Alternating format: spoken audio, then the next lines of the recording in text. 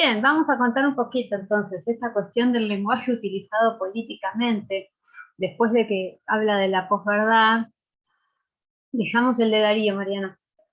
El primer segmento, que salió bien, por suerte, esta cuestión de los sonidos del silencio, me pareció muy importante porque tiene que ver con los textos de hoy. Después lo retomamos con la alfabetización.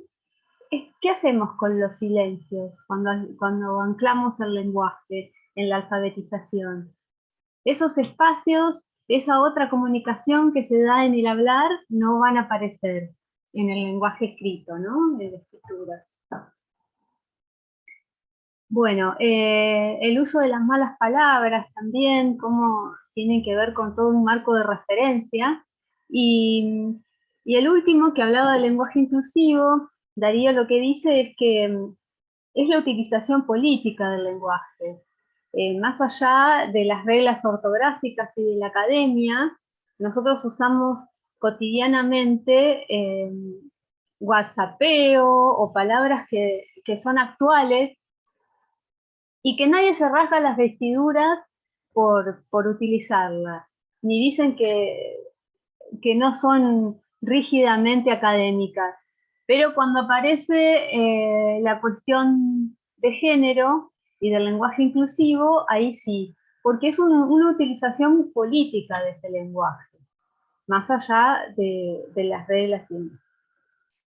Empezamos con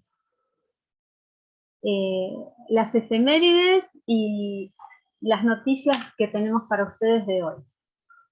Por si alguno no se enteró, con la vuelta a la presencialidad de la universidad tenemos estas becas de transporte que está abierta solo hasta el 7. Tienen 3 días más para inscribirse los que la necesiten.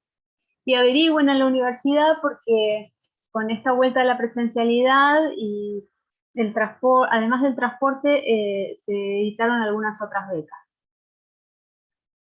Seguimos. Sí, aclaramos una cosa, Gaby, ¿no? Porque hay una situación, si se quiere, híbrida en relación a la vuelta a la presencialidad. Van a surgir preguntas. No volvimos a la presencialidad, la mayoría de las materias seguimos virtuales. Se está haciendo un proceso de transición, donde, por ejemplo, creo que hay 10 materias de toda la facultad que están haciendo la prueba de tener algunas experiencias presenciales, de a poquito. La mayoría vamos a volver en 2022, a la presencialidad, pero bueno, ya empiezan a aparecer las becas de transporte, que está muy bien, ¿no? Previendo lo que viene, porque somos una de las últimas instituciones en sostener ciertos cuidados y en bancar procesos a mediano plazo, ¿no? Así que no se preocupen que estamos virtualmente, pero bueno, lo que dice Gaby es, de a poco estamos volviendo a la presencialidad, empieza el tránsito hacia la nueva normalidad, ¿no? Como se dice. Bueno, acá con esta alternancia entre sincrónico y asincrónico, se nos pasó esta información que es del primer Simposio Internacional de Arte y Descolonialidad, Diálogos, Producciones y Debates. La inscripción fue hasta el viernes, pero este simposio se va a realizar del 15 al 18 de noviembre, entonces por ahí tienen tiempo de volver de averiguar y inscribirse o de escucharlo. Seguimos. La clase pasada estuvimos viendo que había algunos alumnos que no sabían que la carrera de cine se había cerrado durante el proceso, se había perseguido a los docentes y la mayoría fueron desaparecidos. Este fin de semana salió una nota sobre la reapertura de la carrera en democracia y cómo en el 83 empezaron a reunirse los profesores, pero tardaron 10 años en poder volver a abrirla. Entonces me pareció importante incluirlo para los que les interese. Ahí tienen el link a la nota. Sí. Y pasamos a las efemérides.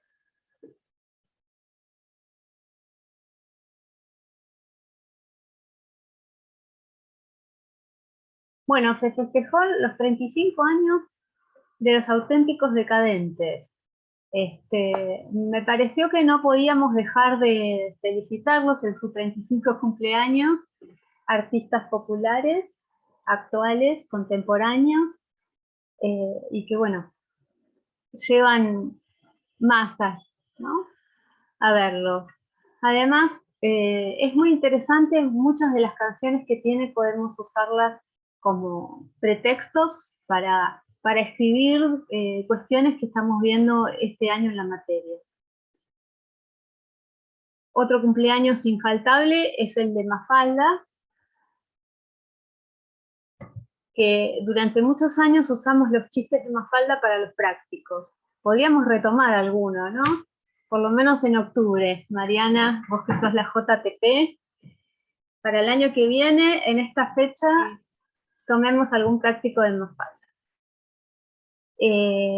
Bueno, hoy es el Día Nacional del Voluntariado y también conmemoramos la partida de Mercedes Sosa. El sábado fue el Día Internacional de la No Violencia y mañana es el Día Mundial de los Docentes, así que felicito a mis colegas y a los futuros docentes que están en la clase. Y seguimos.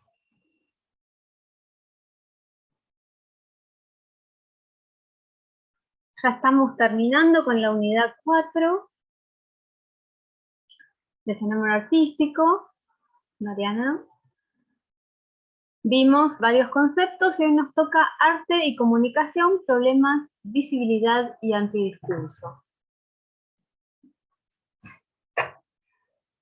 Los conceptos que vamos a ver es el arte como fenómeno comunicacional, el arte como crítica de la unidad de lo visible, el arte, lo comunicable y lo inconmensurable, lengua y habla, discurso y antidiscurso. Y 3 autores seleccionamos para esto, con una autora que podría ser de consulta o de texto ampliatorio.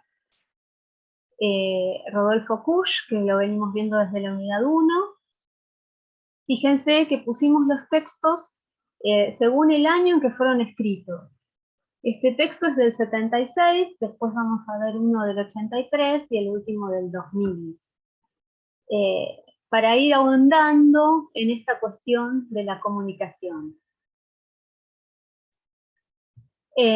Bueno, podemos pasar a la pregunta de Kusch, Mariana, y después retomamos esta diapo. Cuando hablamos, dice Kusch, ¿se dice más o se dice nada más que la referencia que señalamos? ¿No? Por ejemplo, el ejemplo que él da, la mesa es marrón. ¿Se dice más que la mesa es marrón o se dice nada más que esa referencia? A ver, los que leyeron el texto o los que tienen alguna idea, ¿podemos comenzar a contestar esta pregunta? ¿Algún voluntario? Así la clase no se hace como la asincrónica. Que comente. Yo solamente quería comentar que me pasó que me resultó un poco confuso ese el texto de Kusch. No porque no se entendiera, sí, no porque no se entendiera lo que quería decir, sino que todo lo que es, digamos, la filosofía dirigida al lenguaje es un toque complejo. Lo que sí entendí es que el desarrollo que él hace, digamos, está dirigido, bueno, creo que al de los pueblos aymara, y cómo, según lo que yo me acuerdo, digamos, ¿no? Y cómo, no sé si distintas tradiciones o cosas que ellos tienen bajo ciertas pautas de lenguaje como que, digamos, desaparecerían y que sin embargo bajo concepciones de ellos, que él cita una palabra en este momento que no me acuerdo, pasaría a lo contrario, digamos, con cuestiones totalmente ajenas a ellos o de otra índole, y bueno, después hace una reflexión si el ser humano no puede, digamos, no sufriría lo mismo de desaparecer o algo así como esto que menciona de los Aymara y demás, pero bueno, me acuerdo de eso nomás solamente porque, como decía, a mí particularmente lo que es filosofía en términos de análisis de cuestiones del discurso, del lenguaje, me resulta un poco complejo de interpretar a veces, o hay que darle un poquito más de vuelta que lo normal. Bien, Bruno, lo que vos hacer referencia al texto es lo que siempre nos dice Kusch y que ya vimos en otros textos, que frente a una problemática, en este caso de la lengua aymara, si va a desaparecer o no, no podemos utilizar un parámetro científico solamente. Tenemos que utilizar un parámetro filosófico, porque es más abarcativo, ¿no? Que la ciencia recorta el objeto y no puede hacer pronósticos de lo que va a pasar al futuro. En cambio, la filosofía, la antropología u otras ciencias pesan todo lo que está pasando en ese problema. Eso ya lo habíamos visto. Pero lo interesante de este texto es, por ahí son otras cuestiones. Sí, Marcos, ibas a decir algo. No, me quedé pensando en lo que planteaba Bruno respecto de estas dificultades, digamos, que presenta la filosofía del lenguaje o la filosofía cuando se mete con el lenguaje, pero simplificándolo, digamos, me parece que se relaciona con lo que dice Gabriela, ¿no? Kusch hace una especie de confrontación entre filosofía y ciencia, siendo la ciencia supuestamente asignada al lenguaje y la lingüística, y falla a favor de la filosofía, porque dice como dice Gaby, la ciencia recorta los objetos y nos impide la totalidad, ¿no? No nos deja ver la totalidad. Por ejemplo, cuando uno dice la frase ni una menos, ¿no?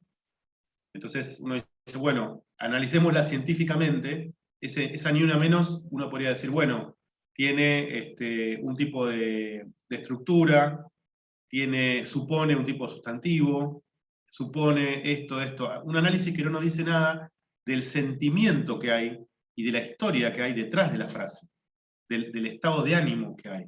Por eso la filosofía es una disciplina que puede trascender esa estructura de objeto de una frase, de un habla, de algo que se dice, e indagar en algo más profundo. Es sencillamente eso, me parece, lo que por ahí el texto quiere proponer, ¿no? Como la posibilidad de encontrar detrás de lo que se dice algo mucho más profundo, algo mucho más integral, algo que incluso completa el significado fáctico de lo que se dice, y en ese sentido sí es cierto que de repente algunas palabras son emergentes o son síntomas de sentimientos colectivos, culturales, que si uno saca las palabras, también está sacando parte de ese estado de ánimo, ¿no? Ahí también se pueden dar fenómenos de transculturalización o alfabetizaciones que sean, como sucedió con los pueblos originarios, ¿no? Alfabetizaciones que sean sumamente violentas, ¿no? De meterle la palabra, de meterle un logos a una cultura que tiene otros modos de decir, ¿no? Si el habla es lo que surge de un modo de ser o de un modo cultural, entonces de alguna manera me parece que ahí sí puede haber procesos de violencia cultural, cuando uno le quieren poner un alfabeto, un modo a otro, ¿no? Una cultura escrita imponiéndose sobre una cultura oral, por ejemplo, ¿no? Es una violencia también. Pero bueno, volvamos a la pregunta, Gaby, ¿no? Cuando hablamos, ¿se dice más o se dice nada más que la referencia que señalamos? ¿No? ¿Qué se dice cuando se dice ni una menos, por ejemplo, ¿no? En realidad lo que nos dice Kusch es que lo que decimos es lo que el grupo de hablantes está acostumbrado a decir y tiene que ver con su marco de referencia cultural, más que con lo que se dice en sí, o más que con la posible verdad de lo que se dice, ¿no? Acá, la frase que acaba de decir Marcos, ni una menos, tiene todo una carga de un horizonte simbólico del hablante, un estereotipo del horizonte simbólico del hablante, que no se podía comprender si sacáramos esa frase de contexto y la dijeran hace 30 años, hace 20 años, ¿no? Por ejemplo. O dentro de 100. Si no se hace un análisis histórico de por qué se dijo, cuándo y cómo, ¿no? Entonces, ¿se dice más o se dice nada más que la referencia que señalamos?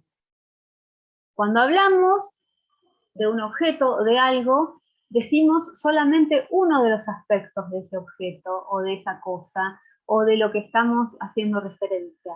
Pero todo lo demás lo tenemos en común con el horizonte simbólico del hablante y del escuchante, ¿no? En este caso. Entonces, cuando decimos ni una menos, decimos solamente eso, pero esa frase está cargada de todo el marco referencial que podemos estar hablando 2 días al respecto. Y ya todos lo sabemos, no es necesario decirlo, ¿no? Sí, voy a ir a otro ejemplo también que me parece que habla de esto de que a veces una frase parece decir algo, si uno la analiza objetivándola o científicamente, parece decir algo muy sencillo referencialmente, y atrás hay algo sumamente complejo, ¿no?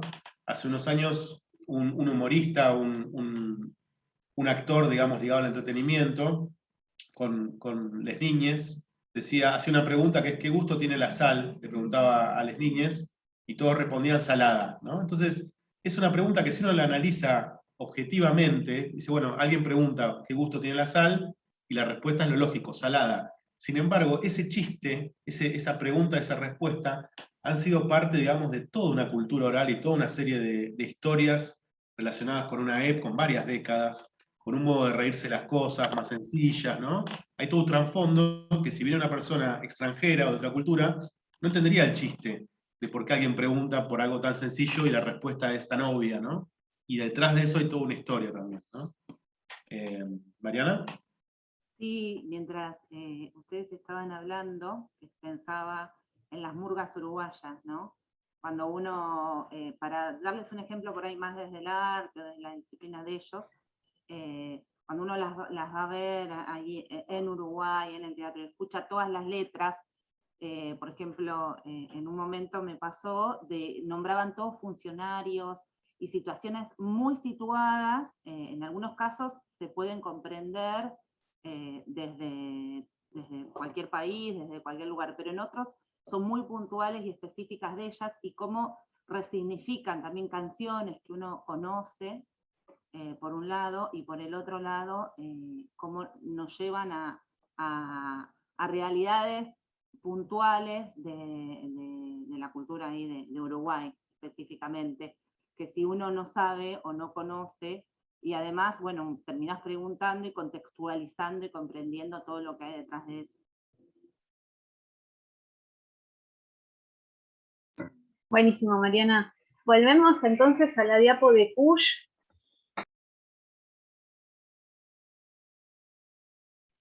Por las dudas me quedó claro la respuesta, digo, porque no respondí más nada. Me quedé ahí como en el anonimato.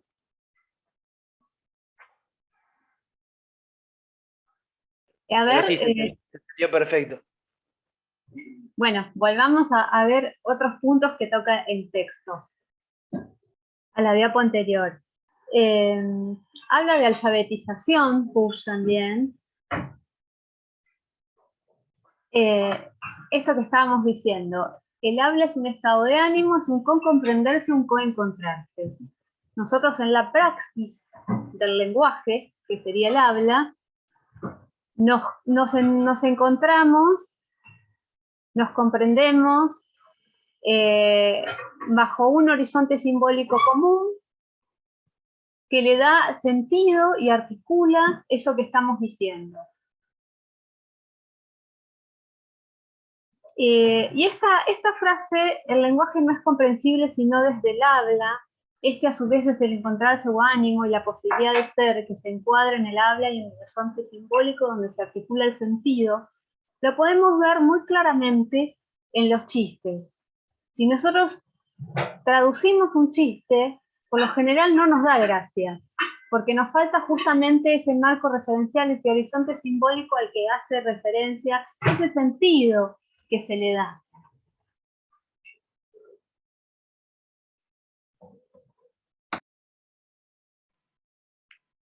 Sí, siempre aclaramos también que el habla es una especie de ejecución práctica, ¿no? Del lenguaje, que es el uso cotidiano, el uso concreto. Digo, hay algo del lenguaje que tiene un marco, si se quiere, un poco normativo, ¿no? De que nos enseñan el lenguaje con sus reglas, con sus lógicas, hay algo que tiene bastante de teórico racional del lenguaje, y el habla es ese uso que hacemos de ese lenguaje, ¿no? El uso cotidiano, cómo nos apropiamos del lenguaje, y donde se dan estas transgresiones que mencionaba Gabriel al inicio, ¿no? De repente el lenguaje inclusivo viene a ser un modo de intervenir el lenguaje desde el habla. En el lenguaje oficial hay permisos y hay no permisos para esas apropiaciones, pero las apropiaciones existen, y el modo en que nosotros usamos el lenguaje tiene que ver con esta práctica que es el habla, ¿no? Con esta práctica donde Kush encuentra que está la clave del lenguaje. No se puede comprender lo que se dice solamente a través del texto o del lenguaje o de lo científico o de analizar sujeto y predicado, sino precisamente de esta parte que no es tan científica, que es entender cómo es la persona que habla, cómo son esas personas, qué les está pasando, qué articulación de sentido hicieron antes de hablar, qué códigos tienen antes ya, o qué historia en común tienen, ¿no? Sí, hace unos años también en el curso de ingreso se daba un texto de Piaget en el que hablaba de los imaginarios que tenía el que hablaba, de a quién le estaba hablando, el imaginario de sí mismo, el imaginario que tiene el que me está escuchando, el imaginario que yo tengo, por ejemplo, de los alumnos que tienen sobre mí, y todas esas relaciones imaginarias y conocimiento cultural están durante el hablar. Well, ¿ibas a hacer alguna pregunta? No, en realidad no, prendí la cámara nomás, pero igual hace un cachito tenía un planteo que honestamente no llegué a las lecturas para hoy, pero entiendo, no sé si lo vamos a abordar después, pero el habla como únicamente la oralidad, me parece digo, a ver si me ordeno. La cuestión del gesto, el cómo se dice, ¿está siendo incluido en lo que dice Kush del habla? Porque no es lo mismo que yo diga, bueno, ¿estamos de acuerdo? Bueno, queda, que yo diga, bueno, ¿estamos de acuerdo? Queda. Se entienden cosas totalmente distintas porque esto es una referencia a Lelutier y lo otro es una Hay cosa un totalmente... hay un montón de otros canales de comunicación que se dan en el habla también. Sí, Claro, quería saber si eso. como el lenguaje corporal que vos acabás de nombrar. El universo de lo no dicho. Claro, también. El universo de lo no dicho. Quiero leer una oración de Kush. Dice, se habla a partir de la tiniebla para ganar la conciencia, pero con el agravante de saber que la conciencia no puede agotar toda la verdad. Dice, siempre queda en la tiniebla la posibilidad de una verdad mayor. Y es un poco esto que dice Puel, ¿no? Lo que cuando uno habla surge lo sonoro, ¿no? Que parece que está en lo sonoro, está alojado todo lo que uno quiso decir, pero sin embargo, bueno, puede traer muy bien a cuento que hay toda otra conjunción de cosas que sostienen lo que se dijo, ¿no? Es bien profundo y bien disfrutable este texto, y en Kush digo, ¿no? Bueno, todo, pero justamente porque se sostiene permanentemente sobre la posibilidad del pensar bien amplio desde lo filosófico, tomando como sustento de su reflexión pararse en la filosofía, ¿no? Sí, y hay algo, me quedé viendo lo que dice el chat Juan Cruz, connotación y denotación. Sí, pero connotación como más profundo, ¿no? Porque si fuera connotación simplemente lingüística, se podría analizar. Pero cuando Gachi citando a Kush dice tiniebla, ¿no? Uno dice, bueno, eso no lo podría decir ningún lingüista, ni ninguna ciencia. Podría decir, bueno, la verdad que es muy oscuro, ¿no? Lo que se está diciendo. Sí, hay Entonces, en algunas partes esto lo del dicho texto, es fuerte. lo dicho es fuerte, pesa mucho. Dice que es cortita, es una palabra como chiquita la palabra de la ciencia. Que la palabra más grande, dice en el texto, pero hablo así de otros lugares del texto, ¿no?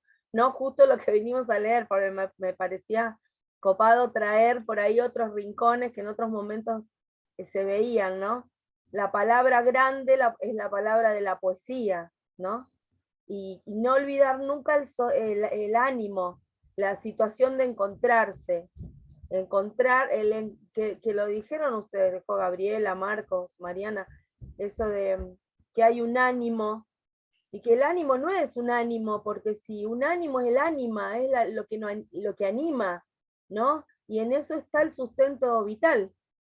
Cuando se dice la palabra ánimo, se dice la palabra vida, digamos, para Kush, está siempre en el terreno de Kush, ¿no? Entonces por eso la tiniebla también viene a cuenta, ¿no? Es gigante. ¿Lo dicho o no Bien, lo dicho? y acá podemos enganchar con lo que dijo Graciela, y pues me quedó contestarte una cosita que vamos a ver otro autor que habla justamente del texto no escrito y de todo lo que involucra a las culturas orales y que no está anclado en la escritura o en la lingüística, digamos, tampoco, ¿no? Y justamente Kush tiene, sí, Marcos, ¿querés decir algo? Voy a hablar No, de no, presentación. una pavada. Me quedé pensando en una palabra que se usa ahora que es nuevas generaciones, ¿no? Dice, qué turbio, por ejemplo, ¿no? La frase qué turbio. ¿Qué quiere decir esa frase si uno la analiza en Turbina términos también. lingüísticos? ¡Qué turbina! Qué turbina, pero turbina es como más gracioso, ¿no? Como más paródico, pero qué turbio esconde un montón de cosas como estado de ánimo y como modo de decir qué oscuro que es todo esto, o cuántas resonancias terribles tiene todo esto, ¿no? Entonces, ¿cómo podríamos simplificarlo lingüísticamente? No, eso hay que pensarlo filosóficamente, qué quiere decir qué turbio con las personas que dicen y qué están sintiendo en ese momento, ¿no? Sí, Nada, perdón, Gaby. yo también me No, Una está palabra. bien, y me hiciste acordar de lo que queríamos decir al principio con ese compilado de Darío Z, cuando hablaban de las malas palabras. Si analizamos una mala palabra lingüísticamente, por ejemplo, no queremos decir que cierta persona, cierto masculino tiene los genitales grandes, ¿no? Queremos decir un montón de otras cosas, menos eso. De eso no tenemos idea. No tiene valor de verdad en ningún momento. Y si lo analizáramos lingüísticamente sería algo completamente erróneo, ¿no? Esa cuestión de las malas palabras es muy interesante para analizar con estos textos. Y bueno, Perdón, porque me quedó mientras hablaban y que decía bien Gachi encontrarse, el ánimo. Un ejemplo muy simple que pasa a todo el mundo, que es cuando uno se saluda con el otro y pregunta, ¿cómo estás? ¿Bien? Y, o hay silencio, o por ahí dice, mejor no te cuento, o empiezan a contarte y 3 horas diciendo, o muchas veces uno se guarda y en los gestos, y en ese simple encontrarse y preguntando, cómo hay un montón de cosas detrás del ánimo y de las situaciones de las personas, ¿no? O uno lo puede ver en los gestos, en todo lo que ha pasado, o conociendo su contexto, puede saber que por ahí no está, que ese bien en realidad no es bien, sino es malo, más o menos. bueno, perfecto. Y todo esto que estamos hablando tiene que ver con lo que Kush critica o deja de lado con respecto a la alfabetización. Él dice que la alfabetización es la fijación del habla a nivel visual y el ingreso del indígena o del bilingüe a una sociedad contractual. Si esa persona tenía antes una cultura oral solamente, ¿no? Entonces, que se fija en la palabra escrita la verdad y que deja de lado la poiesis y todo esto del coencontrarse que estábamos hablando, deja de lado de su cultura. Entonces, lo que hace la alfabetización es fijar como verdad solo un aspecto y dejar de lado todo lo otro. Deja de lado toda una parte del existir del hablante que se hace bilingüe o que se alfabetiza y lo deja en la indigencia del existir. Por eso nos da el ejemplo de las investigaciones sobre el alcoholismo en los pueblos originarios y la alfabetización. Como que ese proceso no los deja ser, ¿no? Y bueno, esta alfabetización niega la poesis, niega el antidiscurso, niega la posibilidad de lo que se dice no sea de esa manera, de que el estar bien no sea tan bien, niega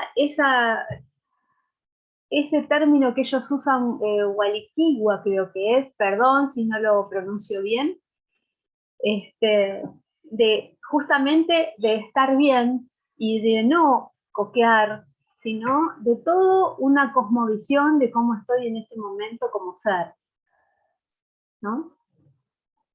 Y quería leerles el último párrafo de este texto que dice: diría que también nosotros tenemos implícita una serie de coordenadas invisibles que hacen realmente a la eficiencia existencial de la escritura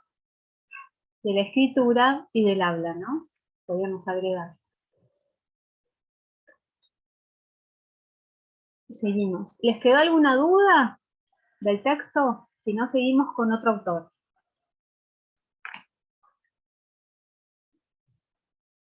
Igual continúa con la temática. Bueno, ¿qué nos dice Roa? Que en una cultura oral existe un texto imaginario, no escrito, que tiene todo esto que estamos hablando, todo el estereotipo del horizonte cultural de esa cultura. Él habla de la paraguaya específicamente, y de la historia además. Entonces, es un texto en el que dice, en este texto en el que uno no piensa, pero que lo piensa uno, ¿no? Como sucede con la lengua misma o con la historia. Nosotros cuando hablamos, cuando tenemos una conversación o cuando escribimos, no pensamos el momento histórico en el que estamos viviendo. Simplemente lo tenemos incorporado. Como vimos en la unidad 1, entre comillas, como algo natural, como ese marco de referencia natural que no es necesario decir. Como todo esto de lo no dicho, ¿no? Pero él dice, ese texto, aunque nosotros no lo pensemos, nos piensa uno, ¿no? La historia, el lugar geográfico, la cultura en la cual nosotros nos desarrollamos, nos piensa, nos forma y piensa lo que decimos, lo que pensamos y lo que hacemos, ¿no? Por nosotros.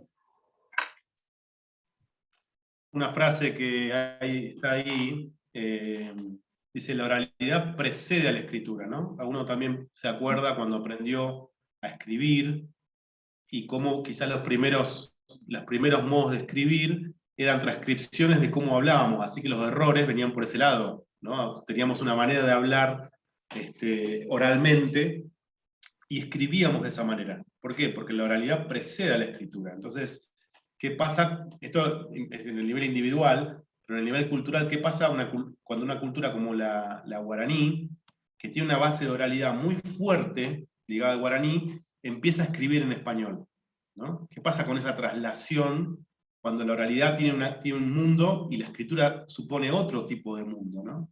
Entonces ahí es donde aparece esta necesidad de poetizar, de la poiesis que decía Gabriela, ¿no? Poetizar con el lenguaje para que esa traslación sea posible. Toda traducción es imposible, dicen muchos teóricos, ¿no? No se puede traducir, es imposible. Lo que hacemos es acomodar algunos sentidos para que se comprenda algo general, ¿no? Pero en esas traducciones sí es posible crear modos, ¿no? de escribir. Por ejemplo, cuando aprendemos a escribir, es muy común, fíjense, cuando aprendemos las letras, que cuando nos enseñan el abecedario, cada letra se asocia con un tipo de dibujito, con una figura visual, que es un modo también con las niñas de jugar este juego creativo de vamos a aprender esto que es un signo, 28 signos muy rígidos, 26 signos muy rígidos, con dibujitos, ¿no? Vamos a crear y a jugar un juego para que se pueda aprender. Y algo parecido en el nivel cultural más grande se tiene que hacer cuando uno quiere introducir a la escritura en una cultura que es muy oral, por ejemplo. No puedo imponerle la escritura porque voy a aplastar esa oralidad. Tengo que lograr que haya una especie de tránsito creativo, rico, Porque como dice Kush, alfabetizar es fijar el habla a nivel visual. Fijar la oralidad, lo que se habla, bueno, meterle un signo visual. Entonces necesito que ese tránsito no sea violento, como decíamos más temprano, ¿no? Que respete el texto imaginario de que hablaba Gabriela. Y es importante lo que acaba de decir Marcos, por eso lo quiero recalcar y hilvanar estas perlitas que nos contó. Esta cuestión de la alfabetización más el poetizar o la poiesis no se toma como poesía, se toma como creación. Y en ese sentido es la importancia del arte, ¿no? Para la alfabetización, según Kush, según Rebabastos, según estos textos que estamos mirando. La cuestión de la creación con mi propia cultura, con mis propios códigos, con mi propio universo simbólico, es lo que hace que la alfabetización no fije solamente un aspecto de mi universo. Sigamos con Gruner, si no quieren dar algún, o tienen alguna duda con respecto a este texto. Esto es lo que les decía hoy, este texto en el cual uno no piensa, pero lo piensa uno, ¿no? El texto imaginario de la cultura oral paraguaya. Sigamos. Bueno, Gruner nos pone otros interrogantes frente a este problema, o frente a este tema que estamos tratando de abarcar. Con la globalización, ¿no? Si todo más en esta cuestión de pandemia, en que todo lo vemos a través de la pantalla y que podemos estar más conectados con Europa o con Estados Unidos en un rato que con lo que nos pasa con el vecino. Si todo es visible, si el mundo entero está presente ante nuestros ojos y a través de la TV por cable, el satélite, ya no quedan espacios secretos, enigmas, silenciosos sobre los cuales fundar un nuevo sentido. Con esta globalización lo que se da es la unificación del sentido, una aparente cultura universal, ¿no? A la cual accedemos, que en realidad funcionaría un poco como habla Kush de la alfabetización, ¿no? Anclando a nivel visual de imágenes, ya no escrito, una parte de esa cultura, pero dejando de lado todo lo demás, todo el enigma, todo lo que no se puede decir, todo lo que pasa por abajo de esa aparente uniformidad, ¿no? Entonces, la globalización, ¿sería una comunicación universal? Pasemos a la segunda clase. Sí, hay una hipótesis interesante del texto, que nosotros, digamos, que nos permite poner un matiz, ¿no? Gruner, a algo que veníamos charlando desde López Blanco, que decíamos el arte es comunicación, cuando hablábamos del fenómeno artístico, cuando hablábamos de cómo se construía el sentido, bueno, aparecíamos con una teoría que ubicaba al arte cerca de la comunicación. Normalmente, o tradicionalmente, muchas teorías lo alejan de la comunicación. Con López Blanco, con muchos autores, nosotros pensamos un tipo de comunicación, un tipo de diálogo interpretativo, que es comunicacional, ¿no? Ahora bien, en la globalización este problema, como dice Gaby, se complejiza. Entonces, ¿cómo pensar esta comunicación cuando estamos en un momento donde se nos dice que todo está siendo comunicado, que todo es comunicable, que todo es transparente, ¿no? Y ahí aparece una tesis muy interesante de Gruner que dice, en toda verdadera comunicación tiene que haber un elemento, una especie de enigma. Lo cual es muy interesante como hipótesis de trabajo, ¿no? Es decir, de repente tiene que haber algo que no facilite esa cosa tan lineal o tan transparente, entre comillas, que se supone que tiene que tener toda comunicación. Tiene que haber un misterio, como en esa anécdota de los Dogon que cuenta al principio, ¿no? Esa tribu donde las personas no dicen su verdadero nombre. Usan un nombre como una especie de seudónimo y ocultan el nombre secreto que tienen. O sea, hay una parte de esa persona que es un secreto, y esto habilita un tipo de comunicación cultural en esa Perdón, comunidad. Marco, déjame relacionarlo con lo que habíamos dicho al principio del texto de Piaget. Ese imaginario que yo tengo del otro va a estar recortado, porque va a haber una parte del otro que yo nunca voy a conocer, porque es secreta. Y entonces cuando yo hablo, le hablo al otro que no sé qué es lo que va a opinar de mí, o que no sé dónde ubicarlo específicamente o encasillarlo, porque soy consciente de esa parte secreta, ¿no? Soy consciente de que no sé exactamente cómo va a reaccionar, no es un estereotipo en el cual yo pueda prever cómo va a reaccionar completamente, ¿no? Sí, y si tuviera todos los datos del otro, para Gruner no habría comunicación, ¿no? Por eso digo, creo que es muy interesante la idea de que hay una partecita que debe ser particularmente misteriosa, particularmente enigmática, para que haya una verdadera comunicación. Y más en tiempos de globalización, donde se nos vende una falsa transparencia, una falsa comunicabilidad. Se nos dice que todo es comunicable, que todo es visible. Bueno, en ese momento, más que nunca, el arte funcionaría como un contraste para decir, no todo es comunicable, no todo es visible, no todo es transparente, o sea, para revelar un poquito esta verdad, ¿no? De que realmente hay siempre, en toda gran comunicación, en todo modelo de comunicación, una parte inaccesible. Un ejemplo que damos artístico del cine tiene que ver con Lucrecia Martel, ¿no? De que Lucrecia Martel, por ejemplo, en su cine siempre hay algo que no se sabe. Siempre hay un misterio, siempre hay un enigma, siempre hay una especie de construcción alrededor de un pequeño secreto que no se revela y que finalmente incluso no se revela ni siquiera al espectador, ¿no? El ejemplo de La mujer sin cabeza, muy emblemático, en donde toda la película se estructura en función de un accidente y nunca sabemos quién es atropellado en ese accidente. Si es un perro, si es un niño, si no es nada, ¿no? Y ese misterio, ese enigma, es la base de toda la película. Entonces, Martel, que empezó más o menos a filmar en la época en que Gruner escribió este artículo, expresa muy bien esta idea de un arte que toma esto del enigma, que parte de un enigma, ¿no? De un pequeño misterio para comunicar. Bien, acá leyendo el chat, a ver quién fue, Sofía, habla del texto de Byung-Chul Han, no sé cómo se pronuncia, perdón, hoy estoy para los nombres, sobre la sociedad de la transparencia, y que también habla de esto. Nosotros antes damos un texto de Batin, ¿no? Que se llama justamente Posmodernidad, ¿una sociedad transparente? El título es esa pregunta.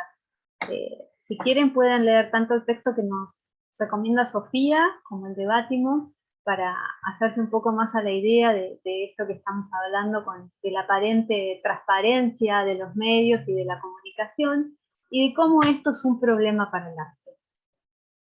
Que pasamos a la siguiente pregunta, ¿no? Del mismo autor. Y lo de Byung-Chul Han también se relaciona con el fragmento que pasamos al principio, donde se rescataba el valor del silencio, ¿no?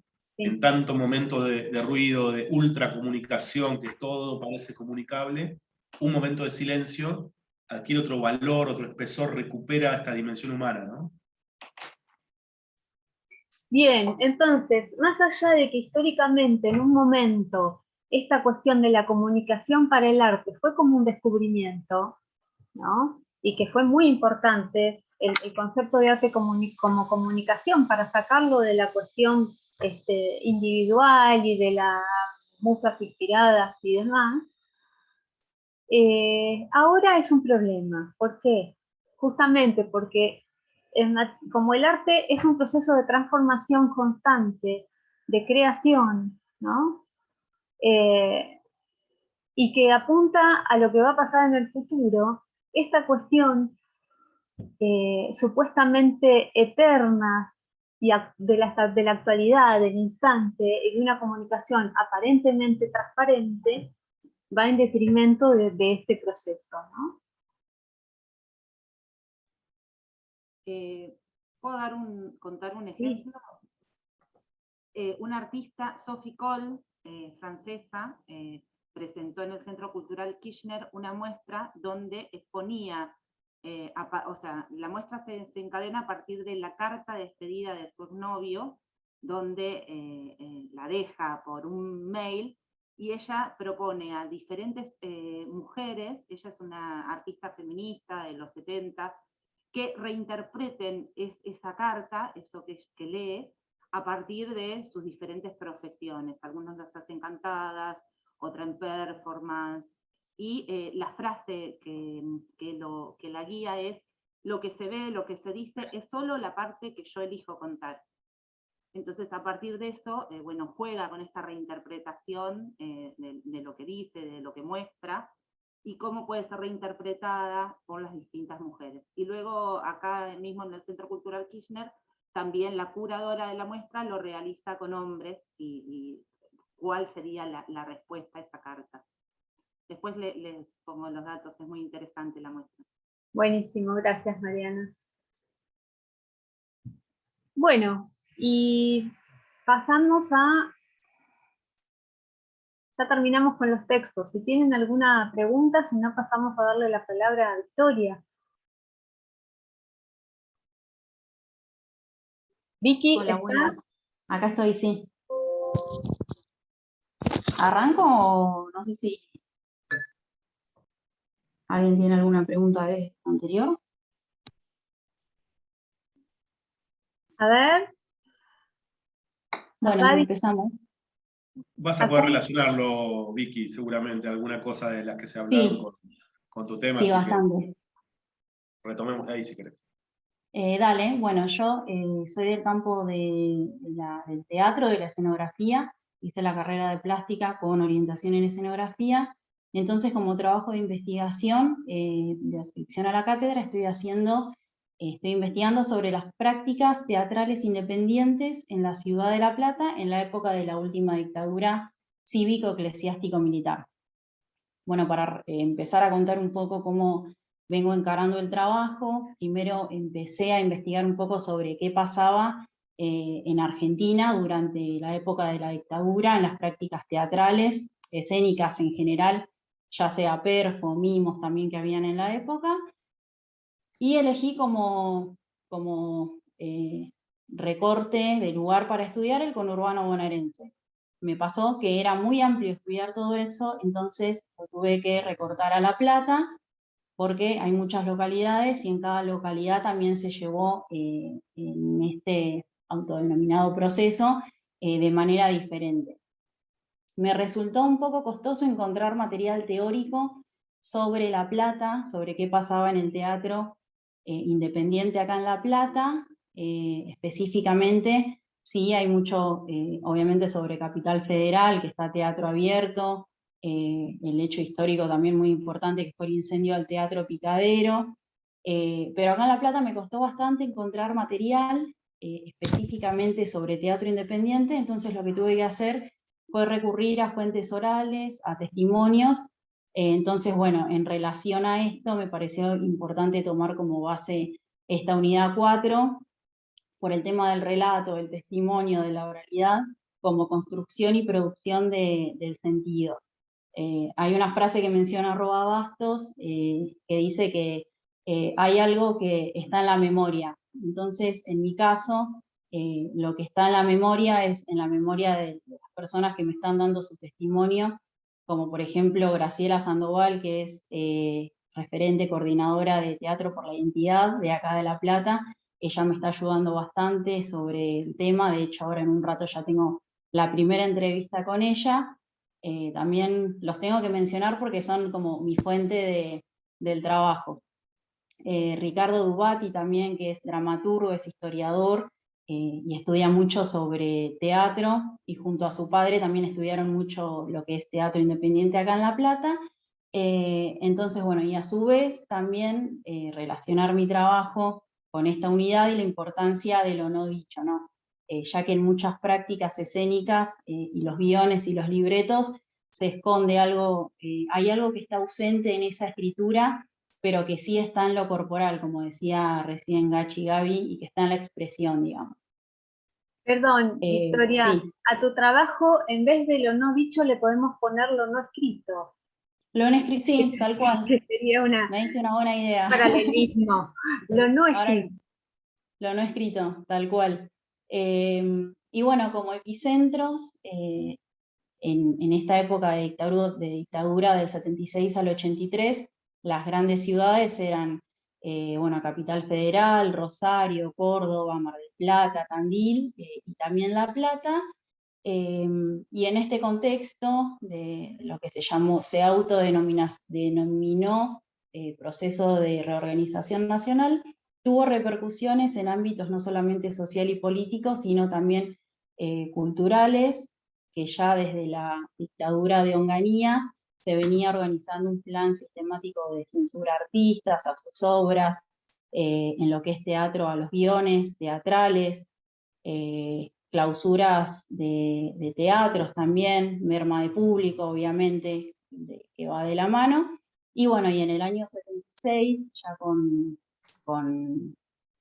en marzo del 76, con este nuevo gobierno, no solamente se censuró al campo artístico, sino que también se persiguió y se desapareció a muchos artistas.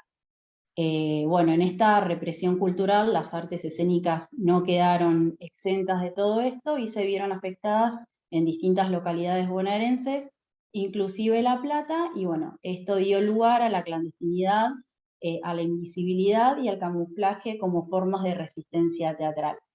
Durante este periodo hubieron muchas prácticas escénicas, no solamente teatrales, sino también escénicas, que no encontraron lugar en los preceptos de la dictadura, hablando en términos estéticos también, no respondían a los cánones estéticos del momento, ni tampoco al canon estético del teatro oficial, digamos, y bueno, y en estas prácticas colectivas permanecieron invisibilizadas, clausuradas o camufladas también. Entonces, bueno, mi trabajo en lo que se centra es en dilucidar la situación de clandestinidad y de invisibilidad que tuvieron estas prácticas, la resistencia teatral que hubo en el momento, que se desarrollaron tanto en espacios privados como públicos. También el objetivo de mi trabajo es centrarme en cuál fue el rol del artista y del público, y también en indagar las memorias construidas y bueno, ese relato construido mediante fuentes testimoniales.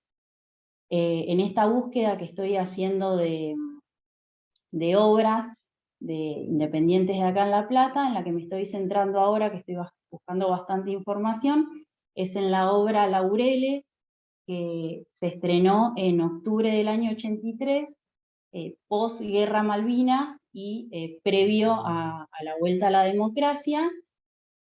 En el teatro, mejor dicho, lo llevaba a cabo el grupo teatral Rambla, que se inició en el año 70 y que en el año 79 fue el primer teatro platense o grupo de teatro platense en contar con su propio espacio físico, digamos. Este teatro Rambla queda en 2, 48 y 49, no sé si lo conocen, pero bueno, al día de hoy sigue funcionando. Ahora por pandemia está ser medio que no saben si abrirlo o cerrarlo, pero bueno, desde los años 70 hasta el momento es un teatro que sigue produciendo. Estoy en contacto también con ellos, estoy esperando una entrevista porque en ese teatro fue como uno de los teatros claves acá en La Plata que se llevaron a cabo obras durante la dictadura y post-dictadura también. Entonces, bueno, recabar información de ese lugar me va a venir de 10, así que estoy como a la espera de una entrevista. Pero bueno, este teatro que se fundó en La Plata en los años 70, presentó en octubre del 83 esta obra Laureles, que estaba dirigida por Mónica Greco y por José Luis de las Heras.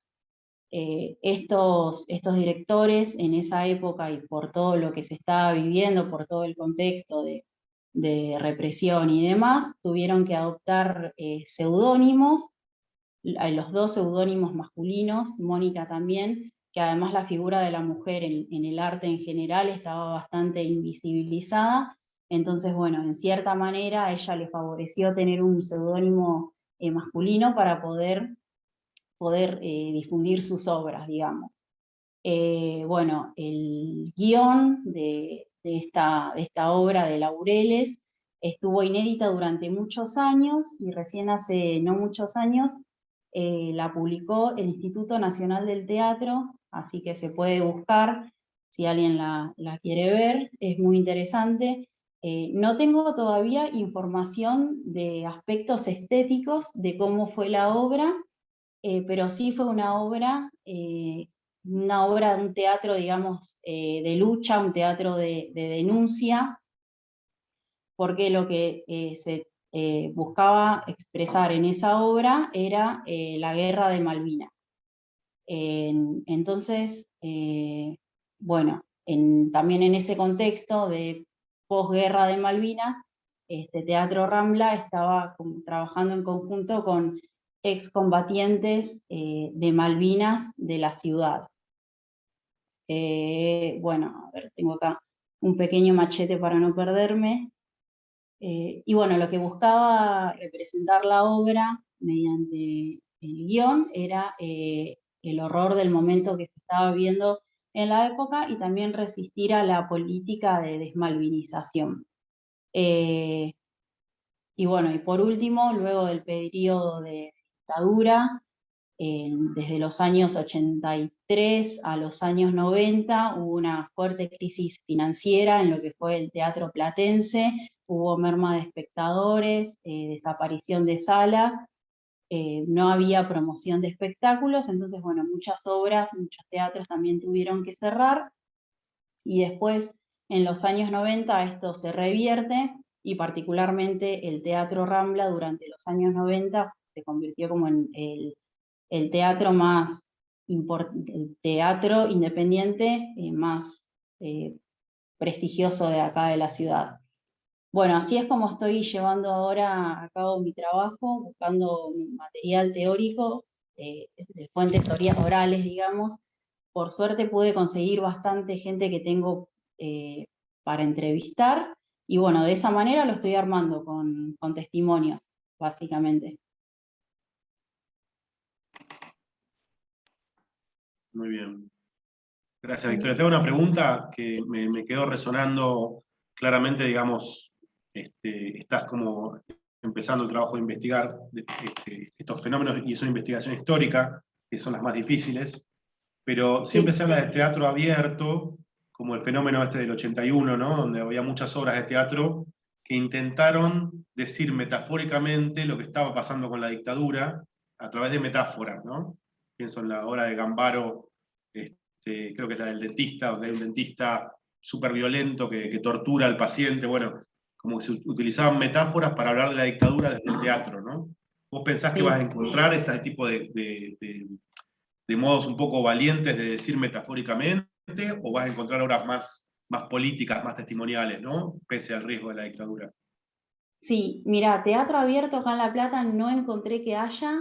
Hasta ahora lo que vengo encontrando son obras que son más de expresar ese pensamiento político y de lucha, y todavía tampoco encontré teatro que se haya hecho de manera clandestina acá en La Plata. Sí, en Capital Federal, que se hacían adentro de las casas y de noche, y obviamente cerrado, en un círculo cerrado. Pero acá en La Plata todavía no encontré obras que no sean tan explícitas, que sean poco explícitas, digamos, sino más bien explícitas.